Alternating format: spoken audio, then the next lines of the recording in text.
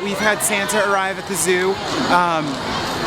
And weather dependent, he either arrives in the helicopter, or he gets driven in by the Providence Fire Department. Right after this, then Santa joins us in a holiday parade with 30 other characters and special guests, including the Marines and Miss Rhode Island, Miss Teen Rhode Island, and a bunch of other really great characters.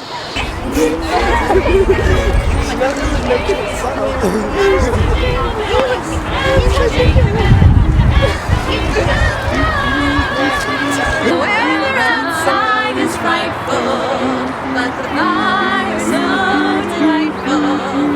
And since we know a place to go,